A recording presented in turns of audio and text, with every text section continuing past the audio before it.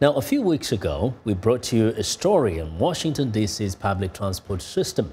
Today, Africa 54's Esther Githui Ewart talks to Africans in Washington who have interesting perspectives on public transport back in their home countries. I grew up in rural Kenya and used public transportation, which can be a challenge anywhere in the world. Poor infrastructure, speed, and overall lack of driving ethics, which continue to be frustrating to passengers.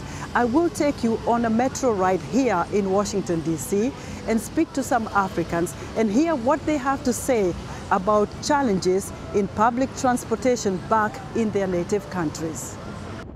Public transportation is an essential component of economic development in any country. Many developed countries invest heavily in this sector to ensure efficient and safe transportation of people, goods, and services. At this metro station in Washington, D.C., I meet Moussa Doumbia awaiting his train. He came to the U.S. 13 years ago and was amazed to see how advanced America's public transportation is compared to his native country of Mali.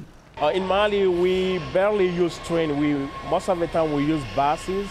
And over there is kind of chaotic. You know, there is no limit in the number of people that you can put in the bus. It's not like organized like here.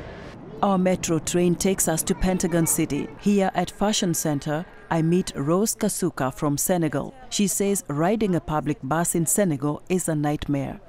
It's different because there is no rules, like it's always crowded, people are going even if they doesn't have tickets, and like some bus driver doesn't have license and everything. Like it's really like Africa, everywhere in Africa. Doumbia says he obtained his driver's license in a day after he passed his driving test in the US, but in Mali it is difficult to obtain one. In Mali, it will take you at least 6 months. You know, they will say, oh, the director need to sign, you know, the director need to sign, he's on vacation, da-da-da-da-da-da. Suri Koroma tells me he arrived in the U.S. 19 years ago from Sierra Leone, and not much has changed in his country's public transportation, and there is no order as to how people get in and out of the bus.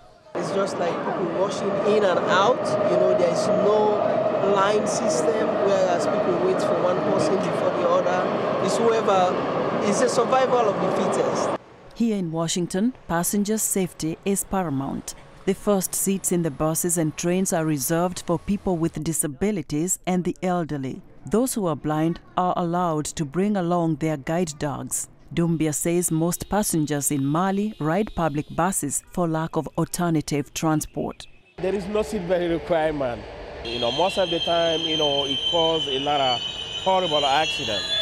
In the U.S., a passenger in a public bus presses an audio button to alert the driver that he or she will exit at the next stop. Doumbia says passengers exiting from crowded buses in Mali shout their way out to get the attention of drivers.